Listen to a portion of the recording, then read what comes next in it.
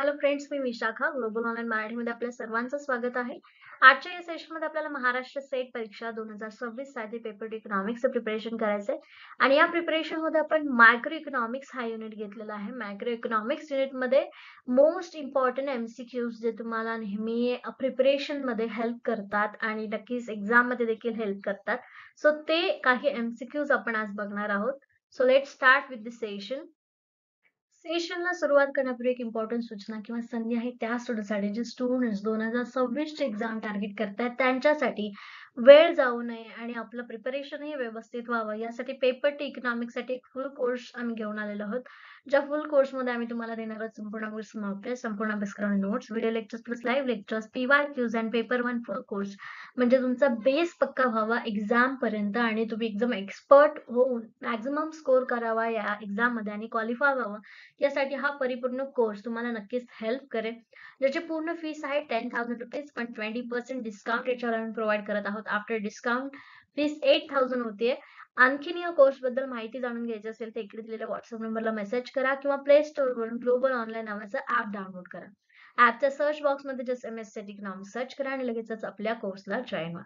लक्षात ठेवा 11th of August new batch join 2025 ची न्यू बॅच जी आहे सॉरी 26 साठीची पण डेट जी आहे 11th ऑगस्ट 2025 ला न्यू बॅच स्टार्ट होते. ठीक आहे. कोणत्या इयर साठी? 26 साठी. 25 ची एक्झाम ऑलरेडी डन आहे. Okay, let's start. So let's start with the question. First question आहे तुमचा, which among the following statements are true for revealed preference theory? ठीक आहे. ठीक आहे. So first question आहे इथे, income elasticity of demand should be positive. Consumers preference satisfies strong ordering. ठीक आहे. इथे काय सांगितलेलं आहे, खालीलपैकी कोणतं स्टेटमेंट हे रिवेल्ड प्रेफरन्स थेअरीचं तुम्हाला सांगितलेलं आहे. रिवेल्ड प्रेफरन्स थेअरी याच्याबद्दल बरोबर आहे. ठीक आहे.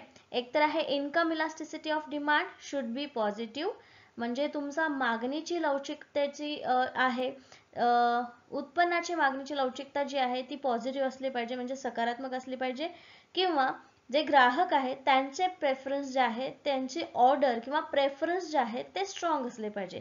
या दोन्हीपैकी कोणतं स्टेटमेंट याच्याशी रिलेटेड आहे? तर करेक्ट ऑप्शन्स आहेत बोथ. ए ऑप्शन आहे both are true, none of the true, and C only one is true, D only two is true. So याचं करेक्ट आन्सर आहे option A, both A are true. तर revealed preference theory मध्ये तुम्हाला हे दोन्ही इथे बघायला मिळतात. ठीक आहे. Then next question, demand for foodstuff is income elastic, that is explained by. अन्न पदार्थांची मागणी ही उत्पन्नात लवचिक असते हे स्पष्ट केले जाते. ठीक आहे. अन्न पदार्थांची मागणी ही जी लवचिक आहे असं म्हटलं जातं, म्हणजे कधी मागणी व्यवस्थित असते. आता कोणाच्या प्रेफरन्स नुसार जसं आपण फर्स्ट क्वेश्चन बघितलं प्रेफरन्स नुसार आपण वस्तूंची मागणी करत असतो, तसंच जे अन्न पदार्थ आहे त्यांची इन्कम इलास्टिक कशी असते? इनइलास्टिक, म्हणजे इथे अलवचिक पाहिजे. ठीक आहे. अलवचिक असते कारण त्या जीवनावश्यक वस्तू असतात आणि त्यांची जी मागणी आहे ती कधीच चेंज होत नाही. किंवा समजा एक मिठाचं उदाहरण घेऊ, जे तुमच्या अन्न पदार्थाशी रिलेटेड आहे. मीठ जर 100 रुपये किलो असेल किंवा 50 रुपये किलो असेल तरी पण तुम्ही काय करता? खरेदी करता, कारण ही जीवनावश्यक वस्तू आहे, अन्न पदार्थांमधली खूप इम्पॉर्टंट गोष्ट आहे आणि ते तुम्ही मिस करू शकत नाही. तर त्याला आपण काय म्हणतो? इनइलास्टिक आहे, ही इन्कम इलास्टिक आहे, उत्पन्नावरती त्याचा काही परिणाम होत नाही अन्न पदार्थांच्या मागणीमध्ये. हे कोणी सांगितलेलं आहे? Option A Giffen's law, Engel's law, Gossen's law, Ricardo's law, आणि करेक्ट आन्सर आहे बी, एंजल्स लॉ. ठीक आहे. करेक्ट आन्सर आहे B, Engel's law. Now the next question, consider the following factors: free entry, advertising, goal of satisfactory profit. Which of these are the part of Chamberlain's monopolistic competition? खालील घटकांचा विचार करा. एक आहे मोफत प्रवेश, जाहिरात, समाधानकारक नफ्याचे ध्येय. चेंबरलिनच्या मक्तेदारी स्पर्धेचा खालीलपैकी कोणता भाग आहे? Option A course all of 3, only 1 and 2, only 2 and 3, only 3, म्हणजे तिन्ही आहे की फक्त 1 आणि 2 आहे, म्हणजे मोफत प्रवेश, जाहिरात आहे, की फक्त 2 आणि 3 म्हणजे जाहिरात आणि समाधानकारक नफ्याचे ध्येय आहे, की डी आहे 3 समाधानकारक नफ्याचे ध्येय यापैकी कोणता आन्सर इथे करेक्ट असणार आहे? इथे बघा मोनोपॉलिस्टिक कॉम्पिटिशन म्हटलेलं आहे. मोनोपॉलिस्टिक मध्ये प्रवेश मोफत असणार आहे का? त्याच्यामध्ये करेक्ट आन्सर काय येणार आहे आपलं? Option B 1 and 2.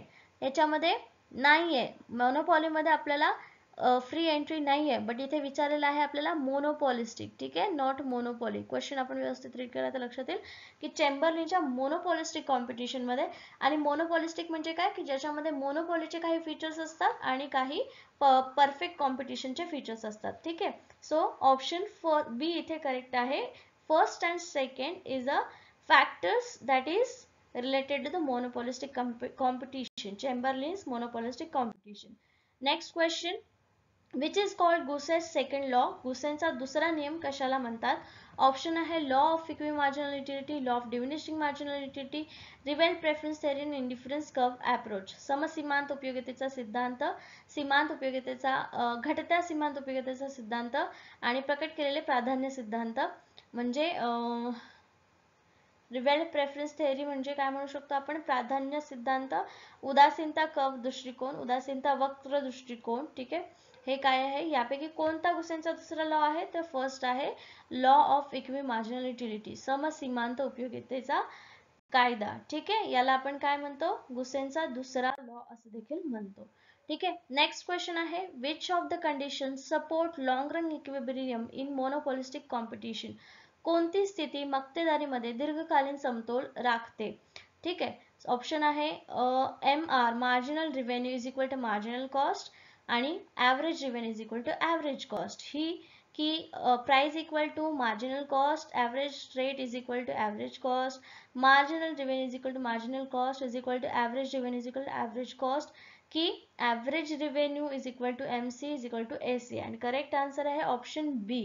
ठीक आहे, प्राइस शॉर्ट रन मध्ये, लॉंग रन मध्ये विचारलेले. ठीक आहे, लॉंग रन मध्ये इक्विलिब्रियम मोनोपॉलिस्टिक कॉम्पिटिशन मध्ये कशी असेल की प्राइस तिथे मार्जिनल कॉस्ट, प्राइस बरोबर मार्जिनल कॉस्ट असू शकते, म्हणजे जेवढी त्या वस्तूची मार्जिनल सीमांत किंमत आहे तेवढी त्या वस्तूची प्राइस असेल, किंवा ॲव्हरेज प्राइस जी आहे ती तुमच्या ॲव्हरेज कॉस्ट एवढीच असणार आहे. ठीक आहे, ॲव्हरेज रिव्हेन्यू तुमच्या ॲव्हरेज कॉस्ट एवढाच असणार आहे. ही कंडिशन इथे मोनोपॉलिस्टिक कॉम्पिटिशनच्या बाबतीत आहे. ठीक आहे, म्हणून ऑप्शन बी इथे करेक्ट आहे. The next question, which of the following are the basis assumptions of cardinal utility and analysis? खालीलपैकी कोणते आधारभूत उपयुक्ततेचे अनुमान आहेत आणि विश्लेषण आहे? ऑप्शन आहेत, म्हणजे इथे स्टेटमेंट दिले त्यापैकी कोड सिलेक्ट करायचा आहे. फर्स्ट स्टेटमेंट आहे utility is a measurable and quantified entity. उपयुक्तता ही मोजता येण्याजोगी आणि परिमाण करण्यायोग्य संस्था आहे. त्याच्यानंतर दुसरा आहे marginal utility of money changes with the changes in real income. वास्तविक उत्पन्नातील बदलासह पैशाची किरकोळ उपयोगिता सुद्धा बदलत जाते. आणि तिसरा आहे utilities derived from various goods are interdependent. ठीक आहे, विविध वस्तूंपासून मिळणाऱ्या उपयुक्तता एकमेकांवर अवलंबून असतात. The use of introspective method in judging the behavior of marginal entity. सीमांत उपयुक्ततेच्या वर्तनाचा न्याय करण्यासाठी आत्मनिरीक्षण पद्धतीचा वापर केला जातो. तर यापैकी कोणते घटक आधारभूत आहेत, बेस्ट आहेत? आणि ऑप्शन्स आहेत first and second correct, first and third correct, first and fourth correct, first third and fourth correct.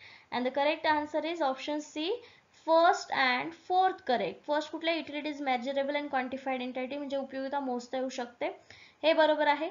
आणि त्याच्यानंतर फोर्थ वाला की हे मेथड आहे बिहेवियरल किंवा मार्जिनल युटिलिटी जज करण्यासाठीचं. सेकंड अँड थर्ड जे आहे ते इथे चुकीचं आहे. ठीक आहे, नाव Engel curve. Engel curve denotes. आता एंजल कर्व काय दाखवतो? तर ऑप्शन्स आहेत various amounts of goods which is consumers would be willing to purchase at various price level, various amounts of goods which consumers would be willing to purchase at various income level.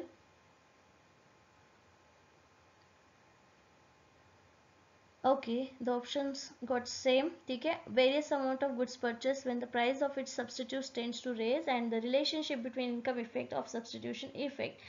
आणि angel curve हा उत्पन्नाचा परिणाम आणि प्रतिस्थापन परिणाम यांच्यातील संबंध आहे.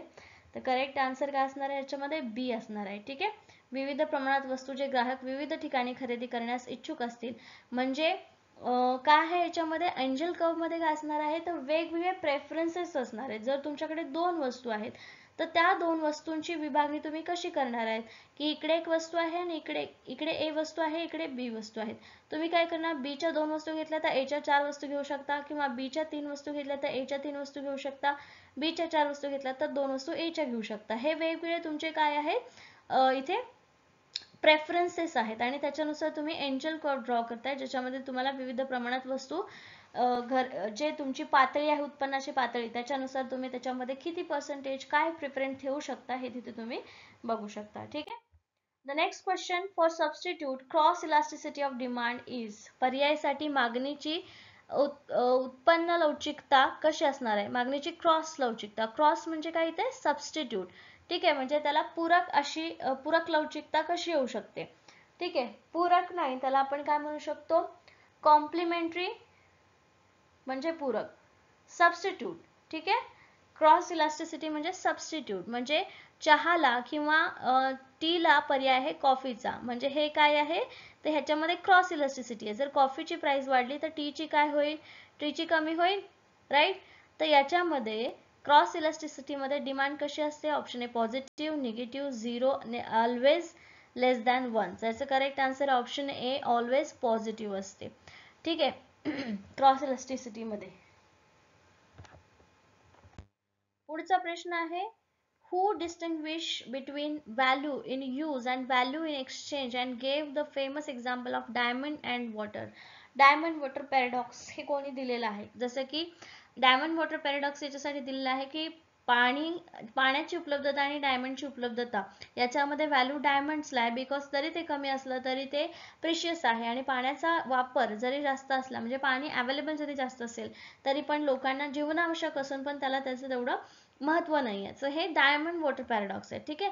वापरातील मूल्य आणि बदलत्यात मूल्य यातील फरक कोणी केले आहे. म्हणजे हिरे आणि पाण्याचे प्रसिद्ध उदाहरण कोणी दिलेले आहे.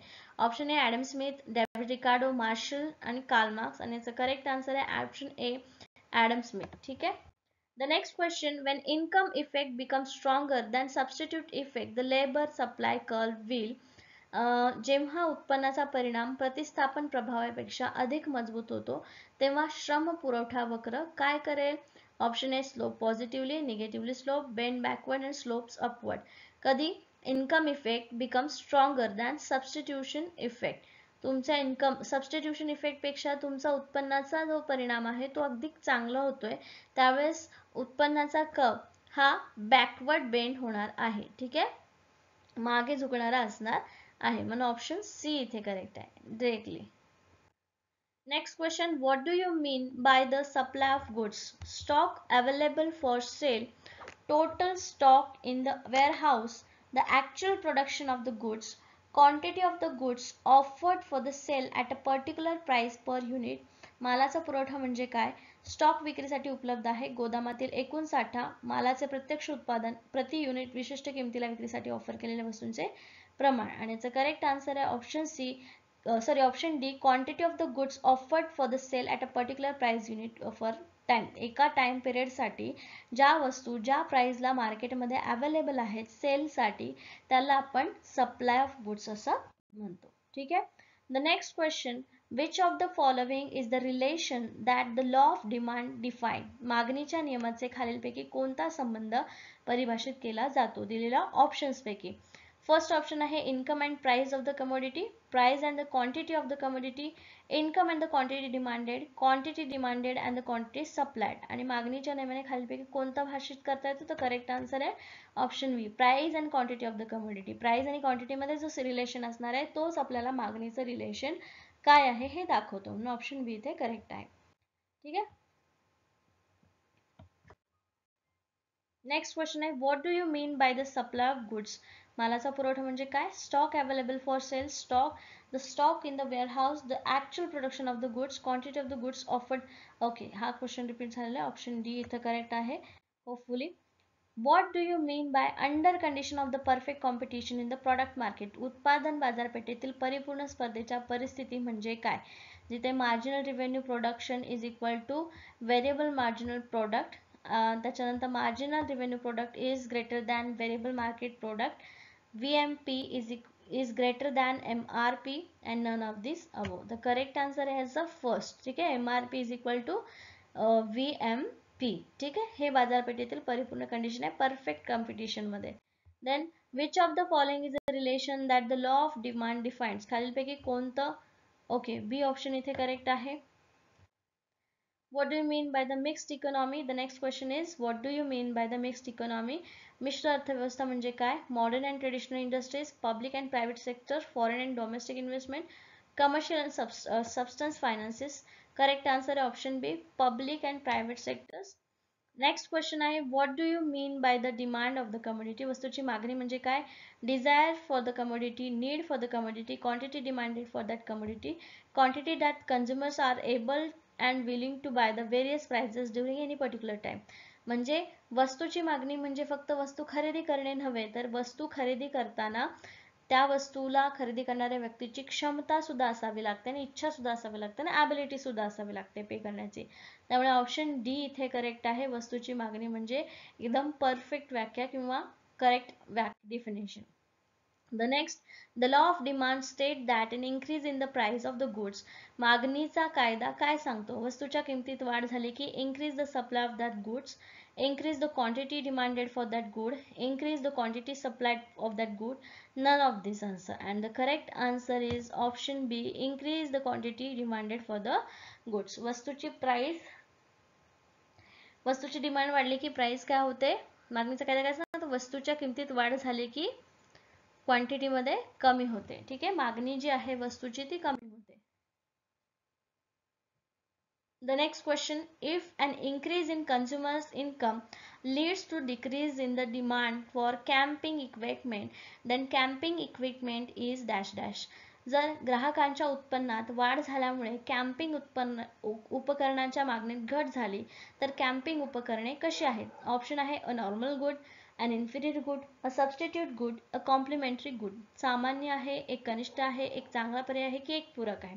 त्याचं correct answer option C, a substitute good. It's a substitute good. ठीक आहे, काय म्हणलेलं आहे? मागणीत घट झाली तर कॅम्पिंग उपकरणे जे आहे म्हणजे हे if an increase in consumers incomes leads to decrease in demand म्हणजे इन्कम मध्ये जरी वाढ झाली तर इन्कम मध्ये वाढ झाली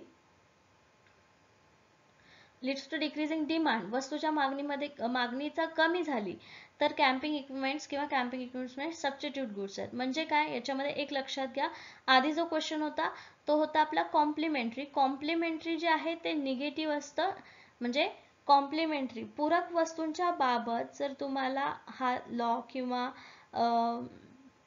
इफेक्ट जर दिसून आला तर तो कसा असतो? कॉम्प्लिमेंटरीच्या बाबतीत निगेटिव्ह आणि सबस्टिट्यूट ग्रुपच्या बाबतीत तो पॉझिटिव्ह असतो. ठीक आहे. An inferior good is one for which an increase in income causes. निकृष्ट दर्जाची चांगली गोष्ट ज्यासाठी उत्पन्नात वाढ झाल्याने काय होते? ऑप्शन आहे decrease in supply, increase in demand, increase in supply, decrease in demand. पुरवठ्यात वाढ होते, मागणीत वाढ होते, पुरवठ्यात वाढ होते की मागणीत घट होते? आणि याचं करेक्ट आन्सर आहे option D, decrease in demand. तुमच्या वस्तूच्या मागणीमध्ये घट होते. कशामुळे? निकृष्ट दर्जाची वस्तू जर तुम्ही निकृष्ट दर्जाची वस्तू असेल तर तुमच्या उत्पन्नात वाढ झाली तरी तुम्ही त्याची खरेदी करणार नाही. एखादं एक्झाम्पल घ्या, एक निकृष्ट दर्जाचं कापड आहे, असं एक कापड आहे की त्या कपड्याला खूप असं पातळ आहे, झिरझिर आहे, आणि जर तुम्हाला ते खरेदी करायचं असेल तर ते तुमचं उत्पन्न कितीही वाढलं तरी तुम्ही त्याच्याकडे जाणार आहात का? नाही, किंवा त्याची क्वालिटी नाही म्हणून तुम्ही त्याच्याकडे लक्षही देणार नाही. त्यामुळे त्या वस्तूच्या मागणीमध्ये काय होणार आहे? घट होणार आहे. नेक्स्ट क्वेश्चन बघतो आहोत आपण 10व्या नंबरचा. If a small percentage increase in the price of a good greatly reduces the quantity demanded for that good, the demand for that good is. आता जर एखाद्या वस्तूच्या किमतीत थोड्या प्रमाणात वाढ झाल्यामुळे त्या वस्तूची मागणी मोठ्या प्रमाणात कमी होते तर त्या वस्तूची मागणी कशी आहे? Income elastic, price elastic, price elastic, price elastic, price elastic, unit price plastic. म्हणजे उत्पन्न स्थिर आहे, किंमत स्थिर आहे की किंमत लवचिक आहे किंवा युनिट किंमत आहे? तर इथे किमतीत थोडा बदल झालेला आहे. म्हणजे कशी असणार आहे ती? किंमत लवचिक असणार आहे. बदल तर झालेला आहे त्याच्या मागणीमध्ये, पण कशामुळे बदल झालेला आहे? तर किमतीमुळे. म्हणजे तर करेक्ट ऑप्शन आपलं काय असणार आहे? ऑप्शन सी, प्राइस इलास्टिक आहे. ही वस्तू जी आहे ती प्राइस इलास्टिक आहे, किंमत लवचिक आहे. म्हणजे करेक्ट आन्सर ऑप्शन सी आहे. सुरू करू आजच्या सेशनला. फर्स्ट क्वेश्चन आहे, marginal utility that is MU curve is always. How marginal utility, मराठीमध्ये त्याला सीमांत उपयोगिता म्हणतात. हा वक्र नेहमी कसा असतो? तर आपण बघितलेला आहे मार्जिनल युटिलिटीचा कर्व कसा असतो, हा असा असतो. ओके, म्हणजे हा कसा आहे, रायझिंग आहे का? नाही, शेवटी तो कसा आहे, फॉलिंग. मग याचं करेक्ट आन्सर आपल्याला काय असणार आहेत? ऑप्शन्स आहेत rising, falling, parallel to X axis, parallel to Y axis. सीमांत उपयोगिता म्हणजे काय हे माहिती आहे ना आपल्याला. तर तो हा वक्र असा असतो आणि इथे आपल्याला उतरता दिसतो आहे. समजलं, हा वक्र असा येणार आहे आपला मार्जिनल युटिलिटीचा. तर त्यामध्ये आपल्याला लगेच जर वक्र आपल्या समोर आला, डोळ्यासमोर आला, तर आपल्याला लगेच करेक्ट आन्सर मिळेल. याचं करेक्ट आन्सर काय असणार आहे मग? फॉलिंग. हा कर्व नेहमी फॉलिंग असतो, पडता असतो, उतरता असतो. ओके,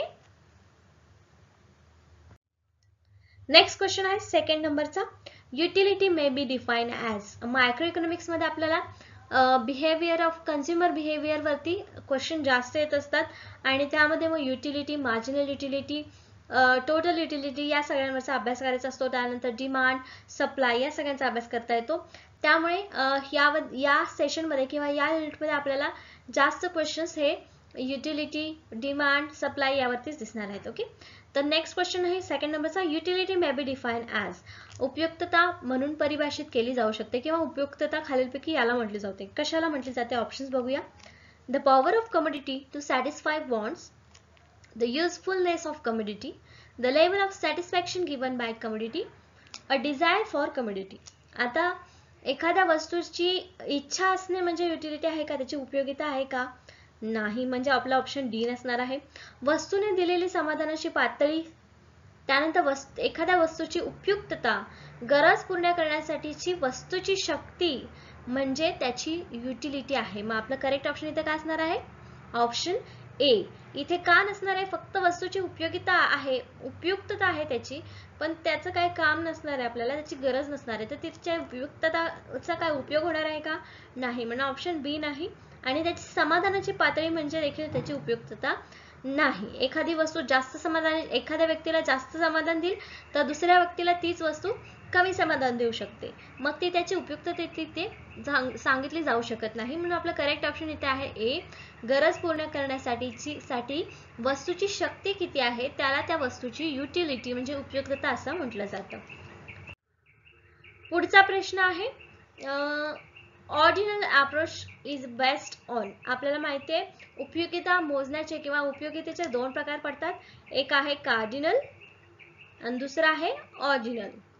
तर हा क्वेश्चन जो आहे आपल्याला तो ऑर्डिनल वर विचारलेला आहे, सामान्य दृष्टिकोन आधारित आहे. तर ऑर्डिनल अप्रोच कशावर बेस आहे?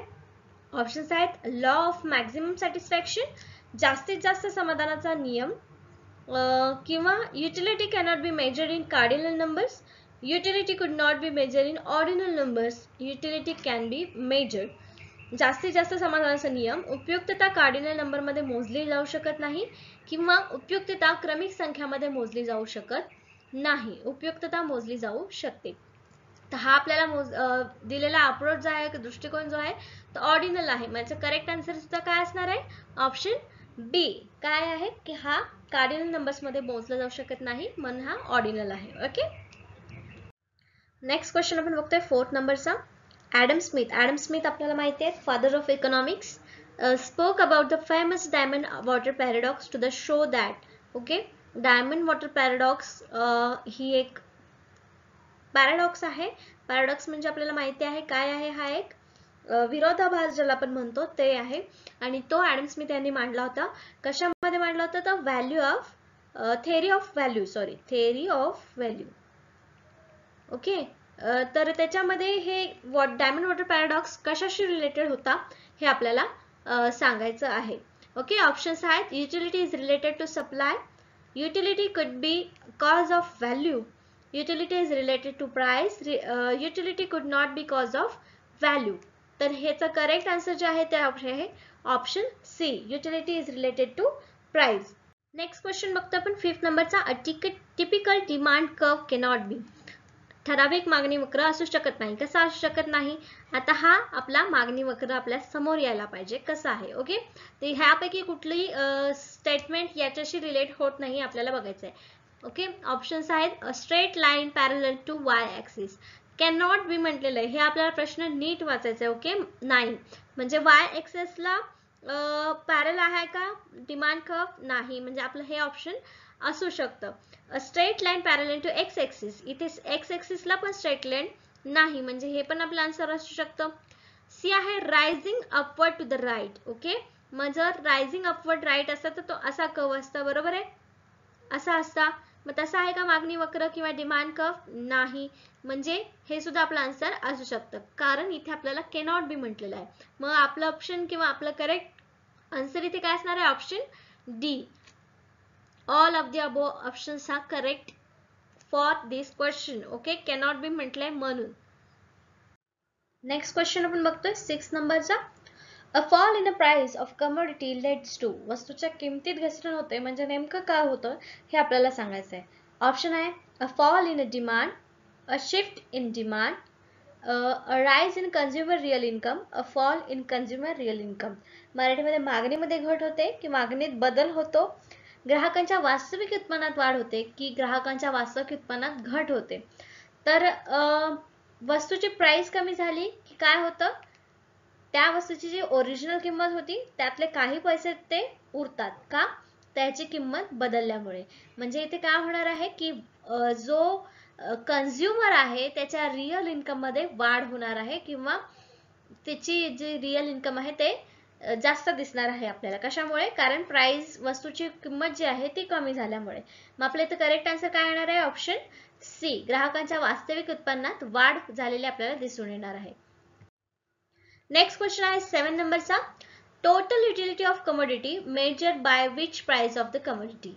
आता इथे टोटल युटिलिटी, मार्जिनल युटिलिटी हे दोन प्रकार आहेत आपल्याला माहिती आहे. जेव्हा टोटल म्हणजे 1, 2, 3 हे काय आहेत? आपल्या वस्तू आहेत, एकच वस्तू आहेत पण त्याचे नग आहेत आणि त्याच्यामध्ये या सगळ्यांची टोटल युटिलिटी म्हणजे या सगळ्यांची बेरीज जेव्हा करतो तेव्हा तिथे ती टोटल युटिलिटी असते. ओके, आणि प्रत्येक नगापासून मिळणारी वेगळी युटिलिटी, समजा पहिल्या नगापासून 10 मिळाली, दुसऱ्यापासून 8, तिसऱ्यापासून 7, अशी हे जी उपयोगिता आहे प्रत्येक नगाला वेगळी होणारी, तर ती आहे मार्जिनल युटिलिटी. कसली? मार्जिनल म्हणजे सीमांत उपयोगिता. ओके, तर इथे प्रश्न आपल्याला विचारलाय की measure by which price of the commodity, कुठल्या कमोडिटीच्या किमतीवरती टोटल युटिलिटी मोजली जाते? वस्तूची एकूण उपयुक्तता त्या वस्तूच्या कोणत्या किमतीवर मोजली जाते? ऑप्शन्स आहेत value in use, value in exchange, both A and B, none of the above. तर याच्यामध्ये करेक्ट आन्सर काय आहे आपलं? ऑप्शन ए, वापरात असलेले मूल्य. ती वस्तूची वापरात असतानाची व्हॅल्यू काय आहे त्या प्राइस वर टोटल युटिलिटी मोजली जाते. म्हणजे आपलं करेक्ट आन्सर इथे काय आलेलं आहे? ऑप्शन ए. नेक्स्ट क्वेश्चन आहे 8 नंबरचा. Gift and goods are those goods. आता गिफ्ट अँड गुड्स हे कसे गुड्स आहेत किंवा कशा वस्तू आहेत? गिफ्ट अँड वस्तू म्हणजे कुठल्या वस्तू आहेत? ऑप्शन्स आहेत which are in very short supply, ज्यांचा पुरवठा अत्यंत कमी आहे. For which demand increases as price increase, ज्यासाठी किंमत वाढवली की मागणी वाढते ते गिफ्ट अँड गुड्स आहेत. की which have a high income elasticity of demand, ज्यात मागणीची उच्च उत्पन्न लवचिकता आहे ते गिफ्ट अँड गुड्स आहेत का? आणि ऑप्शन डी आहे नन ऑफ द अबोव. त्याचं करेक्ट आन्सर जे आहे ते आहे B, which for demand increase as price increase. म्हणजे जरी वस्तूची एक वस्तू आहे, जीवनावश्यक वस्तू आहे, आता सॉल्ट आपण म्हणू शकतो, सॉल्ट म्हणू शकतो, किंवा इथे गिफ्ट अँड गुड जे आहेत ते कसे आहेत? ज्याची प्राइस वाढली तरी डिमांड तिथे वाढणारच आहे, म्हणजे त्या वस्तूची प्राइस वाढली आहे म्हणून त्याची व्हॅल्यू वाढली आणि म्हणून ती त्याची डिमांड देखील वाढलेली आहे. ते गुड्स कसे आहेत? गिफ्ट अँड गुड्स आहेत. ओके, नेक्स्ट क्वेश्चन आहे 9th नंबरचा. Elasticity of demand is equal to the unity while marginal revenue is. आता काय विचारलेलं आहे इथे आपल्याला? मागणीची लवचिकता एकटासारखी असते किंवा इक्वल असते तर किरकोळ महसूल कसा असतो? ओके, तर ऑप्शन्स आहेत पॉझिटिव्ह असतो, झिरो असतो, इंटरमिडिएट असतो, निगेटिव्ह असतो. त्याचं करेक्ट आन्सर जे आहे ते आहे ऑप्शन बी, झिरो इथे करेक्ट आन्सर आहे. आता कसं ते आपण एक एक करून बघूया. डिमांड आणि इलास्टिसिटी ऑफ डिमांड कशावर ठरते? प्राइस आणि डिमांड वरती. ओके, तर इथे प्राइसच्या बदलानुसार डिमांड कशी बदलते, डिमांड कशी बदलते याच्यावरती आपण इलास्टिसिटी ठरवत असतो. जर प्राइस मध्ये जास्त बदल झाला आणि डिमांड मध्ये त्याचा काही फरक पडला नाही तर तिथे झिरो इलास्टिसिटी असते. ओके, असे हे वेगवेगळे इलास्टिसिटीचे प्रकार आहेत. नेक्स्ट क्वेश्चन बघतोय आपण 10th नंबरचा. If the demand curve is rectangular hyperbola, elasticity is. Options आहेत 1, 0, इन्फायनाइट, लेस दॅन 1. तर इथे करेक्ट आन्सर आपलं काय असणार आहे? ऑप्शन ए, 1. आता हे कसं ते आपण बघूया नेक्स्ट एक्सप्लेनेशन मध्ये. सुरू करूया आजच्या सेशनला. आजचा आपला फर्स्ट क्वेश्चन आहे, one of the essential conditions of perfect competition is. Perfect कॉम्पिटिशनची कोणती एक कंडिशन आहे? इसेन्शियल म्हणजे कंपल्सरी किंवा प्राथमिक. पूर्ण स्पर्धाच्या आवश्यक अटींपैकी एक आहे. कोणती? तर दिलेल्या ऑप्शन्स पैकी आपल्याला करेक्ट आन्सर चूज करायचा आहे. ऑप्शन्स आहेत प्रोडक्ट डिफरन्शिएशन, उत्पादन भिन्नता, multiplicity of the prices of identical products of one time, एकाच वेळेच्या सारख्या उत्पादनासाठी किमतीची अनेकता, many sellers and few buyers, अनेक विक्रेते आणि काही खरेदीदार, same price for same things at one time. तर पूर्ण स्पर्धेचं जे आवश्यक अट आहे ती आहे की प्राइस सगळ्यांना सेमच असते एका वेळी एका वस्तूसाठी. म्हणजे ऑप्शन 4 इथे बरोबर आहे. डी ऑप्शन इथे बरोबर आहे. एकाच वेळी एकाच गोष्टीसाठी समान किंमत म्हणजे पूर्ण स्पर्धेसाठीची ही एक कंपल्सरी अट आहे. नेक्स्ट क्वेश्चन आहे, the condition in which market supply matches market demand is called. ज्या स्थितीत बाजाराचा पुरवठा आणि बाजारातील मागणीशी जुळता आला त्याला काय म्हणतात? ऑप्शन्स आहेत equalization, normalization, equilibrium and none of the above. समीकरण, सामान्यीकरण, समतोल, वरीलपैकी काही नाही. तर कंडिशन त्यांनी काय सांगितलेले आहे आपल्याला? मार्केटचा सप्लाय आणि मार्केटची डिमांड ही जेव्हा समान वेळेला येते किंवा समांतर असते त्यावेळेला काय असतं? तर स्थिती ती अशी होणार आहे. आता हा जो आहे आपल्याला सप्लाय आणि डिमांड कर्व माहिती आहे. सप्लाय जो आहे तो पुरवठा जो आहे तो असा होतो आणि डिमांड कशी होते तर अशी होते. मग या पॉइंटला supply of commodity and demand of that commodity हे जे आहे ते समान होतं. मग या पॉइंटला काय म्हणतात हा आपला क्वेश्चन आहे. ओके, तर ह्याला इक्विलिब्रियम पॉइंट किंवा इक्विलिब्रियम असं म्हणतात. म्हणजे समतोल पॉइंट किंवा समतोल बिंदू असं त्याला म्हणतात. ओके, मग करेक्ट ऑप्शन इथं काय आहे आपलं? समतोल, इक्विलिब्रियम. नेक्स्ट क्वेश्चन आहे 3rd नंबरचा, minimum support price is recommended by which of the following institution. एक इन्स्टिट्यूशन आहे, संस्था आहे ज्यांच्या आधारे किमान आधारभूत किंमत ठरवली जाते. तर ती कुठली आहे? हा सिंपल क्वेश्चन आहे, याला एक्सप्लेनेशन किंवा याची गरज नाही आहे. वाचण्यात आलं तर तुम्हाला लक्षात येणार आहे. ऑप्शन्स आहेत food corporation of India, food and agriculture organization, commission for agriculture cost and prices, ministry of food and agriculture. तर करेक्ट आन्सर आहे option C, commission for agricultural cost and prices, कृषी खर्च आणि किमतीसाठी आयोग. ओके, तर या संस्थेद्वारे किंवा या कमिटीद्वारे किमान आधारभूत किंमत किंवा मिनिमम सपोर्ट प्राइस MSP ज्याला आपण म्हणतो ती ठरवली जाते. नेक्स्ट क्वेश्चन आहे, अ situation wear the expenditure of government exceeds it's revenue is called. सरकारचा खर्च त्याच्या महसुलापेक्षा जास्त असतो अशा परिस्थितीला काय म्हणतात? ऑप्शन्स आहेत default revenue, budget deficit, default financing and deficit revenue. तर महसूल म्हटल्यानंतर रेव्हेन्यू महसूलच येणार आणि ज्या वेळेस सरकारचा खर्च हा महसुलीपेक्षा जास्त म्हणजे मिळकत जी आहे त्याच्यापेक्षा खर्च जास्त असेल त्यावेळेस तिथे आपल्याला काय दिसून येतं? डिफिसिट म्हणजे तूट दिसून येते. कशामध्ये? रेव्हेन्यू मध्ये म्हणजे महसूलमध्ये. म्हणजे आपलं करेक्ट आन्सर काय येते? Option 4 D. नेक्स्ट आहे 5th नंबरचा question, duopoly is a specifical case of which type of market structure. Duopoly हे कोणत्या प्रकारच्या बाजार संरचनेचे विशेष प्रकरण आहे? ऑप्शन्स आहेत oligopoly, imperfect competition, monopoly, monopoly. त्याचं करेक्ट ऑप्शन आहे ओलिगोपॉली. तर ओलिगोपॉली म्हणजे काय ते बघूया. नेक्स्ट क्वेश्चन आहे 6 नंबरचा, zero price elasticity of demand means. आपण लास्ट सेशन मध्ये पण बघितलं की डिमांडची इलास्टिसिटी कशी काउंट केली जाते. मागणीची शून्य किंमत लवचिकता म्हणजे काय हे आपल्याला सांगायचं आहे. ऑप्शन्स आहेत whatever the change in price there is absolutely no change in demand. For a small change in price, there is a small change in demand. For a small change in the price, there is a large change in demand. For a large change in price, there is a small change in demand. म्हणजे काय आहे की zero price elasticity demand means म्हणजे ही स्थिती कधी निर्माण होईल जेव्हा प्राइस मध्ये कितीही बदल झाला. प्राइस वाढली, प्राइस कमी झाली, प्राइस 2 ने वाढली, प्राइस 4 ने वाढली, तरी देखील डिमांड जे आहे त्याच्यामध्ये चेंज हा थोड्या प्रमाणात बदल होईल, जास्त नाही होणार. त्यावेळेस तिथे zero price elasticity of demand असणार आहे. म्हणजे आपला करेक्ट आन्सर इथे काय असणार आहे? ऑप्शन ए. किमतीत कितीही बदल झाला तरी मागणीत कोणत्याही बदल होत नाही. ओके. नेक्स्ट क्वेश्चन आहे 7 नंबरचा. Which of the following correctly describe the nature of India's economy. खालीलपैकी कोणते भारताच्या अर्थव्यवस्थेचे योग्य वर्णन करते? ऑप्शन्स आहेत capitalist economy, socialist economy, mixed economy, none of the above. भांडवलशाही अर्थव्यवस्था, समाजवादी अर्थव्यवस्था की मिश्र अर्थव्यवस्था. आणि ऑप्शन डी वरीलपैकी काहीही नाही. त्याचं करेक्ट आन्सर काय असणार आहे? Option C. आपण अभ्यास केलेला आहे, आपल्याला ऐकण्यात पण आलेले आहे की इंडियन इकॉनॉमी ही मिक्स्ड इकॉनॉमी आहे. म्हणजे त्याच्यात कॅपिटलिस्टचे पण गुण आहेत आणि सोशलिस्ट इकॉनॉमीचे पण गुण आहेत, म्हणून ही एक मिक्स्ड इकॉनॉमी आहे. नेक्स्ट क्वेश्चन आहे 8 नंबरचा. In India inflation measured by the. Inflation म्हणजे महागाई, तेजी भारतात महागाईद्वारे मोजली जाते. कशाद्वारे मोजली जाते?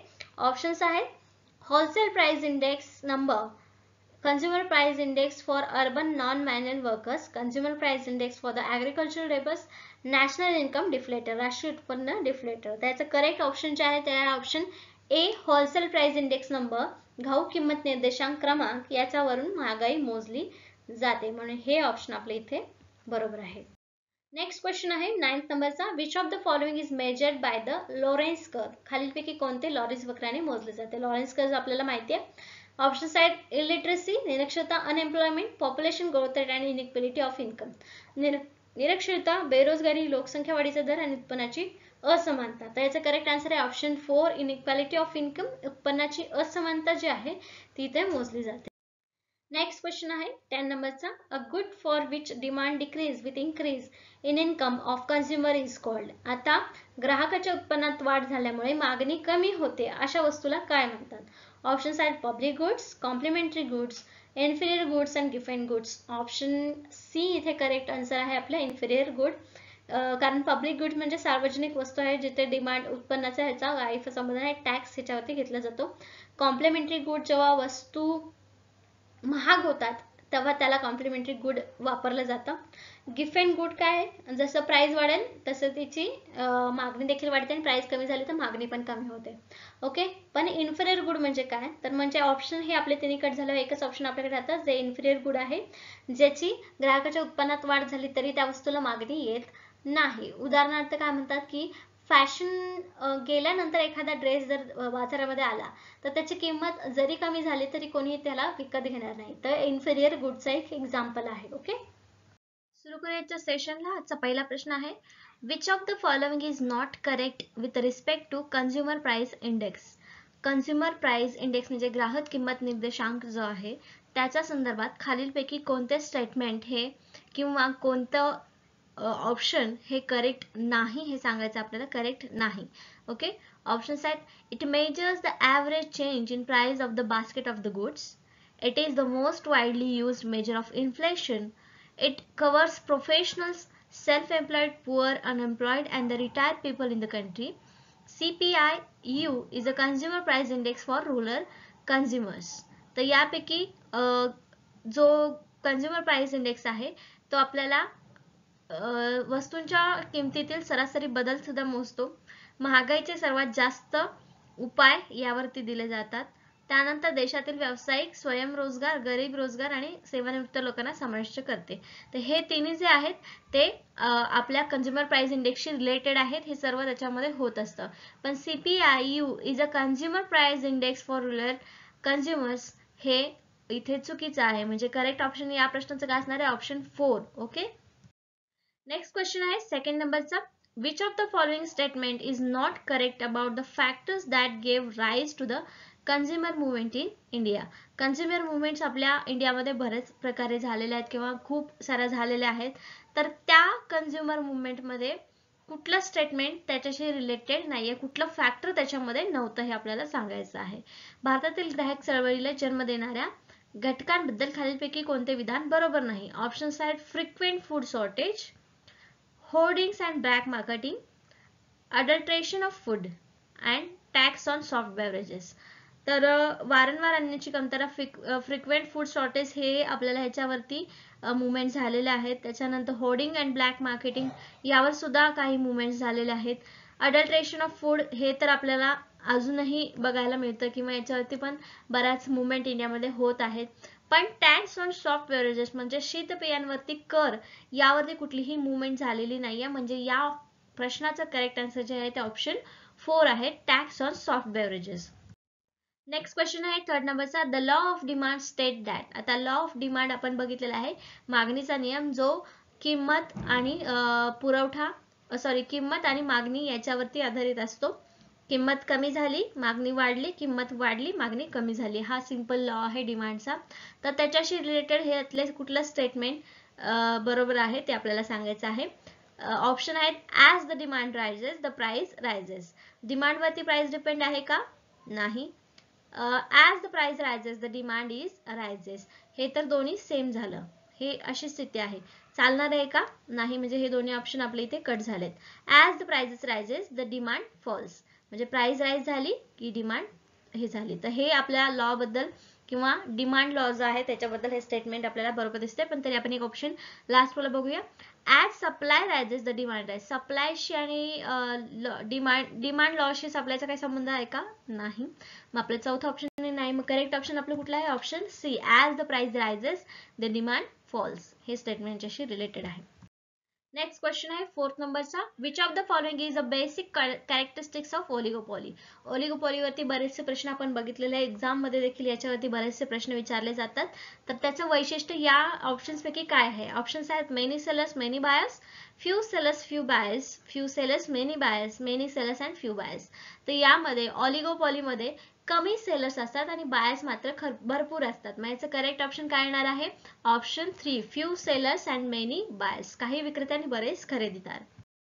नेक्स्ट क्वेश्चन आहे फिफ्थ नंबरचा, in economic terms globalisation is the process of rapid dash dash between countries.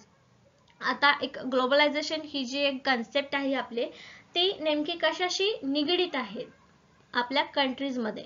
Options आहेत इंटिग्रेशन, कॉम्पिटिशन, इन्व्हेस्टमेंट, चेंज. तर सिंपल क्वेश्चन आहे, डायरेक्ट क्वेश्चन आहे. आपल्याला जागतिकीकरणाबद्दलची टर्म जी आहे ती माहिती आहे, त्याच्यावरती आपल्याला करेक्ट आन्सर देता येणार आहे. ऑप्शन फर्स्ट इंटिग्रेशन हे जे आहे ते इथे करेक्ट आहे, कारण ग्लोबलायझेशन मध्ये वेगवेगळ्या कंट्रीज आहेत त्या एकत्र येत असतात, इंटिग्रेशन त्यांचं होत असतं. म्हणून याचं correct option A, first integration आलेलं आहे.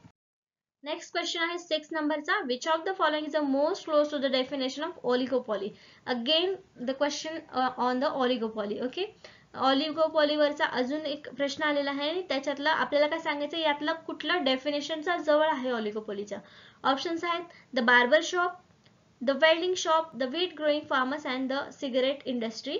The correct answer of this question is the cigarette industry, option A. का? तर ऑलिगोपॉली म्हणजे काय सांगितलेलं आहे, few sellers and many buyers असतात. मग ह्याच्यामध्ये काय आहे, बार्बर शॉप मध्ये भरपूर शॉप्स असतात, वेल्डिंग मध्ये पण खूप शॉप्स असतात, त्याच्यानंतर व्हीट ग्रोइंग फार्मर्स पण खूप असतात. पण सिगरेट इंडस्ट्रीमध्ये काहीच विक्रेते असतात, त्याच्या प्राइस वरती त्यांचा कंट्रोल असतो आणि सेल्स बायर्स मात्र जास्त असतात. म्हणून ओलिगोपॉली मध्ये the cigarette industry he correct option आहे. नेक्स्ट क्वेश्चन आहे सेवन्थ नंबरचा, the statement supply creates its own demand is given by. आपल्याला माहिती आहे की supply creates its own demand हा एक हे स्टेटमेंट आहे जे आपल्याला ह्या ऑप्शन्स पैकी करेक्ट आन्सर सांगायचं आहे. हे कोणी दिलेलं आहे? कसं आहे, बाजारामध्ये जो सप्लाय येतो तो पूर्णच हा विक्री होतो. समजा 10 नग आलेले आहेत विक्रीसाठी, ओके, तर ते 10च्या 10 नगांना भलेही मागणी थोड्या थोड्या कालांतराने येईल, पण हे पूर्ण सप्लाय जो आहे तो संपणार आहे एका दिवशी फायनली. म्हणजेच काय आहे, हा सप्लाय जो आहे त्याने स्वतःची डिमांड निर्माण केलेली आहे. सगळे नग संपणार आहेत तिथे, म्हणजे त्याची डिमांड तर होणारच आहे. तर हे जे स्टेटमेंट आहे ते कोणी दिलेलं आहे? ऑप्शन्स आहेत Thomas Jefferson, James Madison, David Ricardo आणि जे.बी. से. तर करेक्ट आन्सर आहे ऑप्शन 4, जे.बी. से यांनी हे स्टेटमेंट दिलेले आहे related to supply. Okay, next question आहे 8 नंबरचा. The law of demand implies that the demand curve. How is the demand curve? Last session मध्ये पण आपण डिमांड कर्व वरती एक वेगळा क्वेश्चन बघितला होता. आता हा डिमांड कर्व आपल्याला नेहमी डोळ्यासमोर आला पाहिजे जेव्हा जेव्हा डिमांड कर्व वरती क्वेश्चन येईल तेव्हा. Okay, the law of demand implies that the demand curve is how. Option slopes up. इथे स्लोप अप आहे का? नाही. First slopes up and then slope down. Slope down आहे. फर्स्ट स्लोप अप आहे नंतर डाऊन झालेले का? नाही. मग slope down, no regular pattern. Demand लॉचा रेग्युलर पॅटर्न नाही असा क्वेश्चन, असा ऑप्शन आहे ते आपलं असणार आहे का? नाही. हे तर पहिले चूक आहे आपला. त्यानंतर मग हे स्लोप अप पण नाहीये. मग स्लोप अप अँड डाऊन असं काहीच नाहीये. मग इथे करेक्ट ऑप्शन आपलं काय असणार आहे? खाली उतरता आहे. हा इथे आपल्या जिथे आपण व्ह्यू बघतो जेव्हा आपल्या डोळ्यासमोर मागणीचा वक्र येतो तेव्हा आपल्याला माहिती आहे की तो खाली उतरत आहे, म्हणून आपलं करेक्ट आन्सर इथे ऑप्शन 3 आलेला आहे. नेक्स्ट क्वेश्चन आहे 9 नंबरचा. Which of the following is not related to micro economics. तर मायक्रो इकॉनॉमिक्स मध्ये काय काय स्टडी केले जाते हे आपल्याला माहिती आहे. तर मग याच्यामध्ये सांगायचं की मायक्रो इकॉनॉमिक्सशी रिलेटेड काय नाहीये. ऑप्शन्स आहेत डिमांड, सप्लाय अँड इक्विलिब्रियम. तर हे आपल्याला मायक्रो इकॉनॉमिक्स मध्ये बघावंच लागतं. Behaviour of individuals economic units, आणि इंडिव्हिज्युअल्स इकॉनॉमिक युनिट्सचाच मायक्रो इकॉनॉमिक्स मध्ये अभ्यास केला जातो म्हणून हे पण आहे. लेबर इकॉनॉमिक्स आहे. अनएम्प्लॉयमेंट याच्यामध्ये नाही. मग इथे करेक्ट आन्सर काय? ऑप्शन 4 अनएम्प्लॉयमेंट, बेरोजगारीचा अभ्यास मायक्रो इकॉनॉमिक्स मध्ये केला जात नाही, म्हणून हा जो वर्ड आहे किंवा ही जी कॉन्सेप्ट आहे ते मायक्रो इकॉनॉमिक्सशी रिलेटेड नाही असं या क्वेश्चनचा आन्सर आहे.